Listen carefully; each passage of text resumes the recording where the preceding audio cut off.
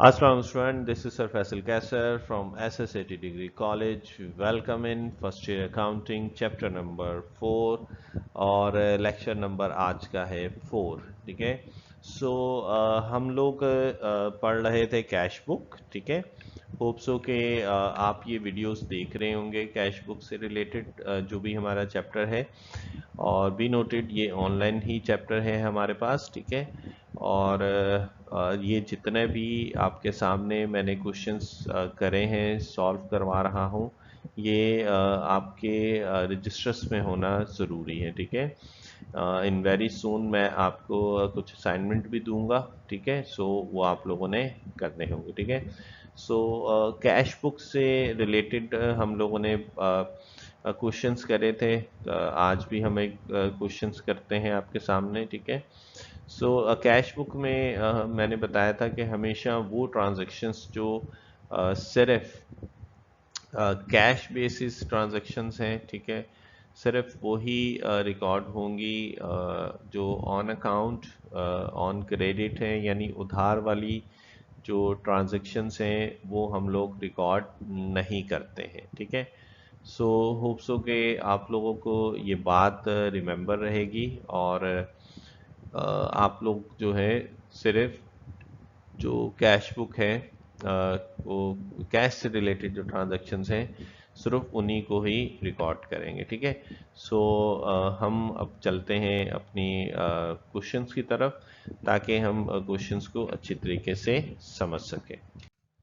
सो आपके सामने एक क्वेश्चन नज़र आ रहा होगा। ठीक है। पास्ट पेपर से मैंने ये क्वेश्चन लिया है कि पास्ट पेपर में किस किस टाइप से क्वेश्चंस आते हैं। ठीक है। ये आप लोगों को समझने में थोड़ी सी आसानी हो जाएगी। ठीक है। पहले भी डिस्कशंस हम कर चुके हैं और क्वेश्चंस को रीड कर लेते हैं हम लोग। Following are the selected transactions of Sanaullah store, set up 3 column cash book and making posting. उसने क्या करा है कि कोई सनाउल्लाह स्टोर है, वो उसने कैश बुक से रिलेटेड जो ट्रांजैक्शंस हुई हैं वो हमें उसकी डिटेल बता रहा है। ठीक है। और हम उसको जो है इनको एंट्रीज को रिकॉर्ड करना है। हेडिंग जो हम लोग काम करते हैं वो डेफिनेटली सनाउल्लाह स्टोर्स के नाम से Sanaullah store cash book for the month of ended March 31 2012 की हमारे पास डेटेड है। ठीक है। ओके जी। अब हम सबको याद होगा, थोड़ी सी चीज़ों को मैं रिवाइज करता जाऊं कि ये जो मेरे पास लेफ़्ट साइड होती थी वो लेफ़्ट साइड होती थी मेरे पास रिसिप्ट की। ठीक है।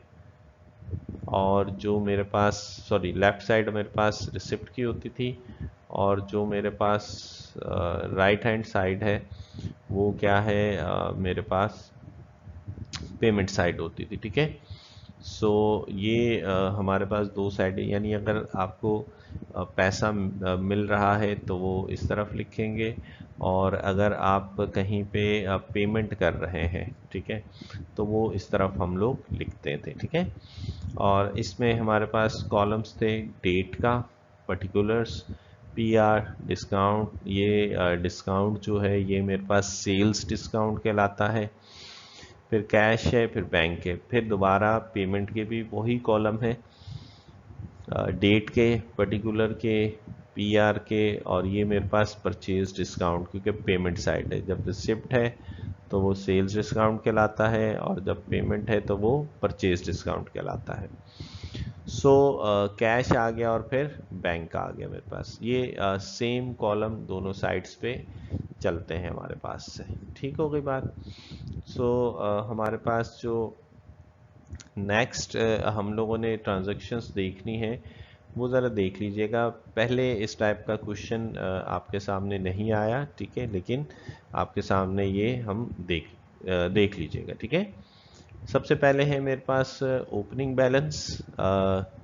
ओपनिंग बैलेंस है कैश का 50,000 रुपये और बैंक में है 10,000 रुपये। ठीक है। ओपनिंग बैलेंस कैश में है 50,000 रुपये और बैंक में है 10,000, लेकिन उन्होंने ये जो 10,000 लिखे हैं साथ में उन्होंने लिख दिया है ओवरड्राफ्ट। ये यहाँ पे आपको नज़र आ रहा होगा। ओवरड्राफ्ट स्टैंड फॉर हम लोग अभी हम इसको डिटेल पढ़ते हैं। ओवरड्राफ्ट को शॉर्ट फॉर्म में ओडी, ठीक है, ओडी भी हम कहते हैं इसको, ठीक है। सो ये देख लीजिएगा ज़रा। अच्छा, नेक्स्ट हमारे पास जो सिचुएशंस हैं कि ये ओवरड्राफ्ट का मतलब क्या है। ओवरड्राफ्ट का मतलब ये है कि आपने कहीं बैलेंस पहले से हुआ है माइनस में, आपका जो रिकॉर्ड है वो क्या है, माइनस में है, यानी कहीं से उधार, यानी बैंक से आपने कहीं पे उधार लिया हुआ था, ठीक है, और वो अभी तक आपने वापस नहीं किया है, ठीक है। सो आपको इसीलिए जो पेमेंट साइड है, यानी अभी स्टिल अभी भी आपने पेमेंट करनी है, ठीक है, बैंक से, ठीक है, और वो इसलिए आपकी बैंक साइड पे लिखा हुआ है। दोबारा मैं बात रिपीट कर देता हूँ। ओवरड्राफ्ट का मतलब क्या है। ओवरड्राफ्ट का मतलब ये होता है कि कहीं पे बैंक से आपने पैसे लिए हुए हैं, बैंक से लोन लिया हुआ है, या कोई और भी हम लोग कंसिडर कर सकते हैं कि वो लिए हुए हैं जिसकी वजह से आपका जो बैलेंस है, ठीक है, जो आपका अमाउंट है बैंक का, वो माइनस शो कर रहा है, वो ओवरड्राफ्ट शुरू कर रहा है कि आपका बैलेंस माइनस में है, आपने अभी पेमेंट करनी है, ठीक है। ये हमारे पास ओवरड्राफ्ट कहलाता है। शॉर्ट फॉर्म में हम इसे ओडी के नाम से जानते हैं, ठीक है। सो अगर हम बात करें रिसिप्ट साइड में, तो सिंपल 50,000 रुपये तो मेरे पास रखा हुआ है, रिसिप्ट साइड है। Receipt side doesn't mean that कि आपने रिसीव करना है। रिसिप्ट साइड मतलब ये है कि आपके पास मौजूद है, ठीक है। बैलेंस 50,000 रुपये है, लेकिन उधार यानी आपने जो पेमेंट करनी है बैंक के थ्रू, बैंक में वो कितनी है मेरे पास 10,000 है। That is balance OD.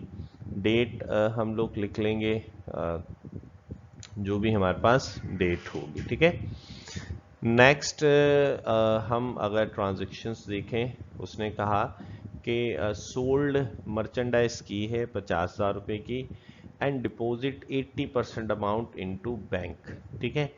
अब मर्चेंडाइज इसने जाहिर सी बात है। अच्छा, यहाँ पे एक बात जो नोटिस करने वाली है, यहाँ पर ऐसा कुछ भी नहीं लिखा हुआ कि ये जो आपने मर्चेंडाइज सोल्ड करी है वो कैश पे करी है या उधार पे करी है, ठीक है।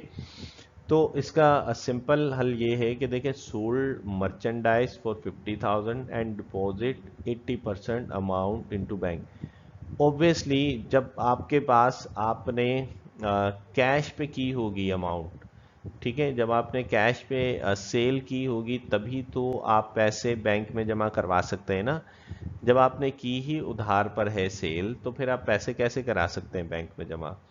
सो इट्स मीन दैट कि ये जो ट्रांजैक्शन है सोल्ड मर्चेंडाइज फॉर 50,000, ये कहीं कैश पे ट्रांजैक्शन हुई है, और उसका जो 80% है वो आपने बैंक में जमा करा दिया है। तो मैं अगर आपको कैलकुलेशन करके दिखाऊं कि भाई हमारे पास 50,000 थी, ठीक है, और उसका जो है हमारे पास जो 80% है, सो 50,000, इसका जो है हम 80% लेंगे तो मल्टीप्लाई किससे कर देंगे 80, और डिवाइड किससे कर देंगे 100 से, ठीक है।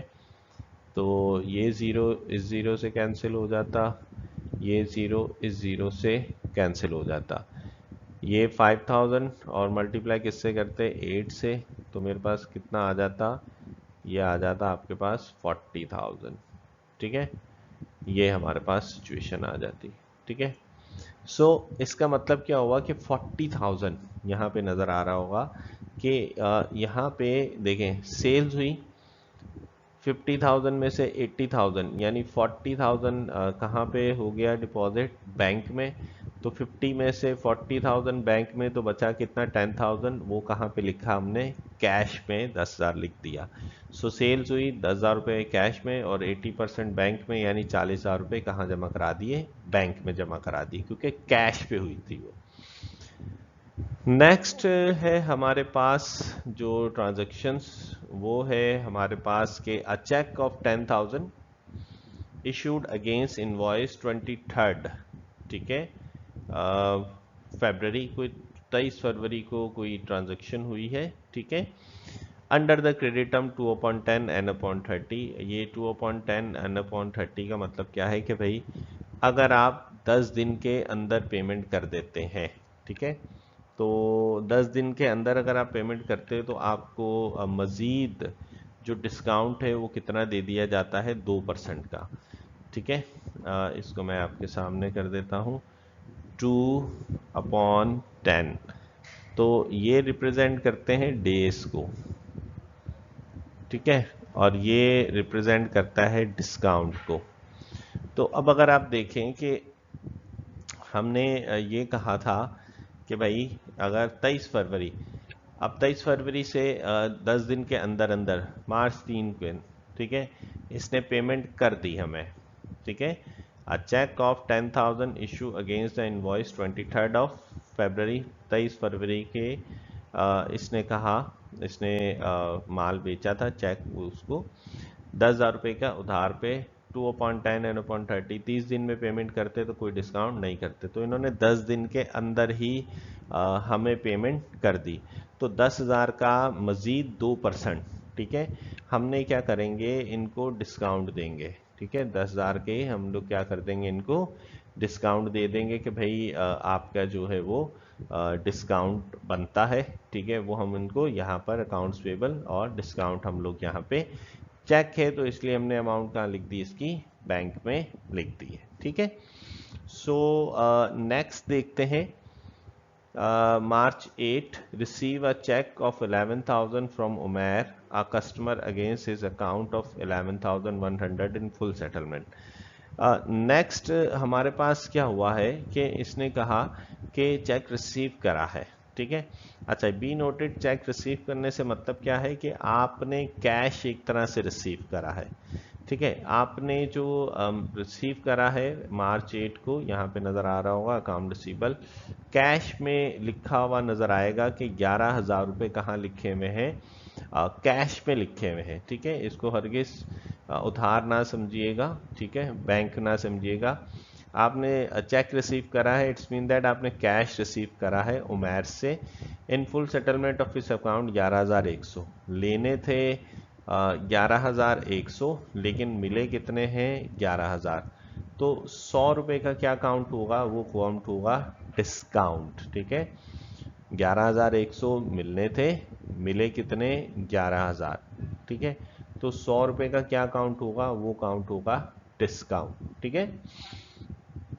नेक्स्ट इसने क्या कहा, नेक्स्ट जरा नोटिस कर लें, इसने ये कहा कि जो चेक आपको उमैर से मिला ना वो डिपॉजिट करवा दिया है, बी नोटेड, दोबारा बता रहे हैं, ये जो ऊपर पैसा मिला था, यानी चेक जो कैश की सूरत जिसे कहते हैं, वो पैसे मिले थे 11,000, वो क्या कर दिया है, वो इन्होंने बैंक में जमा करवा दिया है, deposited Umair's cheque into bank, Umair का जो चेक था वो बैंक में क्या कर दिया है, इसने जमा करवा दिया है, ठीक है। अच्छा, अब हम क्या करेंगे, मैं इसको बड़ी आसानी से समझाने की कोशिश करता हूँ कि जब मैंने पैसे बैंक में जमा कराने, तो मैं कहाँ जाऊँगा, ये इधर नोटिस कीजिएगा, ये मेरे डॉटेड को, बैंक जाऊँगा और बैंक जाके मैं क्या करूँगा, पेमेंट कर दूँगा, बैंक जाऊँगा और बैंक जाऊँगा, बैंक जाके क्या करूँगा, पेमेंट, और जो मेरी पेमेंट होगी वो पेमेंट किस सूरत में होगी, वो मेरी पेमेंट होगी कैश की सूरत में, ठीक है। ये तीन मैंने बना दिए, पहले बैंक जाऊँगा, बैंक जाके पेमेंट करूँगा और पेमेंट में मैं क्या करूँगा, उसे कैश दूंगा, तो बैंक गया, पेमेंट की किस सूरत में, कैश की सूरत में, दूसरी तरफ देखिएगा, मेरा कैश आ गया, कैश मेरा रिसीव हो गया, किस जगह पे हो गया मेरा कैश रिसीव, बैंक की सूरत में मेरा कैश रिसीव हो गया है, ठीक है। फिर दोबारा बात रिपीट कर रहा हूँ, मैं क्या करा, मैं सबसे पहले जाऊंगा बैंक, बैंक में जाके करूंगा पेमेंट, पेमेंट किस शक्ल में है, कैश की सूरत में, रिसिप्ट साइड पे लिखेंगे, कैश मेरा रिसिप्ट हो गया किस सूरत में, बैंक की सूरत में, ठीक है। सो ये हम लोगों ने, अच्छा, जो पेमेंट और रिसिप्ट दोनों साइड पे होगा तो उसको हम लोग सी कॉन्ट्रा एंट्री के तौर पे रिकॉर्ड करते हैं, दोनों जगह हम चीज़ें अगर रिकॉर्ड कर लें तो। फिर है नेक्स्ट हमारे पास receive 3000 as advance from Shoaib for the goods to be hold after 2 weeks, ठीक है। अब इसने क्या कहा कि भाई उससे हम लोगों ने क्या करा, रिसीव कर लिया 3000 रुपये, ठीक है, एज अ एडवांस, ठीक है, फ्रॉम शुएब। शुएब से 3000 रुपये एडवांस की सूरत में ले लिया, goods to be sold after 2 week, ठीक है। कि आप जो चीज़ें हैं आपने शुएब से उधार लिया है, ये नज़र आ रहा होगा, ठीक है। रिसीव 3000, 3000 रुपये आपने रिसीव करे हैं, किससे, शुएबी से, फॉर द गुड्स, चीज़ों के लिए, to be sold after 2 weeks, यानी 2 हफ्तों के बाद उसे बेचा जाएगा, ठीक है, यानी वो लेगा। सो हमें क्या मिल गया है कि कैश हमें जिसे कहते हैं रिसीव हुआ है, ठीक है। कितने का रिसीव हो गया है भाई, कैश हमें 3000 रुपये का, तो ये नज़र आ रहा होगा, एडवांस हमें मिल गया है कितना, 3000 रुपये का एडवांस हमें मिल गया है, ठीक है। नेक्स्ट है, next withdraw cash for 3000 for personal use, personal use के लिए पैसे निकाले हैं। पर्सनल यूज़ के लिए जो वर्ड यूज़ करते हैं वो यूज़ करते हैं हम लोग ड्राइंग, और कैश निकाला है इसलिए हम लोगों ने यहाँ पे 3000 कैश की सूरत में लिख दिया है, ठीक है। सो ये जब आप लोगों ने कैलकुलेशन कर ली है, हमारे पास जो टोटल कैश आया है वो 74,000, बैंक में जो पैसे आए वो 51,000, यहाँ पे जो कैश हम लोगों ने रिसीव करा है वो 40, सॉरी, रिसीव कर पेमेंट करनी है वो कितनी करनी है, 14,000 की, बैंक में जो करनी है वो 20,000 रुपये की, ठीक है। सो पहले भी बता चुके हैं, कैश वाली कैश से और बैंक वाला बैंक से। 74,000 में से 14,000 पेमेंट कर दी, बचा कितना, 60,000, और ये 60,000 क्या होगा कि ये 60,000 यहाँ पर आपके पास इस तरह यहाँ पे आ जाएगा, और बैंक का जो बचा था, बैंक का ये आ गया आपके पास से, ठीक है। सो इसमें से क्या करना होता है, हमें करना होता है सब्ट्रैक्शन। 74,000 में से 14 माइनस 60 बचे, ये 60 यहाँ ट्रांसफर, ये टोटल वैसे ही लिखना है, 74 और 51 ये वैसे का वैसे ही लिखना है। यहाँ पर भी ये टोटल वाली जो लाइन चल रही है, टोटल वैसे ही 74,000 लिख देना है। 51,000 में से 20 माइनस करें 31 यहाँ के हम लोगों ने बैलेंस इस तरीके से लिख देना है, ठीक है। सो होप सो स्टूडेंट के आप लोगों, अच्छा यहाँ पे लिख दिया हमने बैलेंस, ठीक है। सो होप सो स्टूडेंट के आप लोगों को ये जो कैश बुक है यहाँ तक समझ आई होगी। नेक्स्ट लेक्चर के लिए मुझे इजाज़त दें। अल्लाह हाफ़िज़।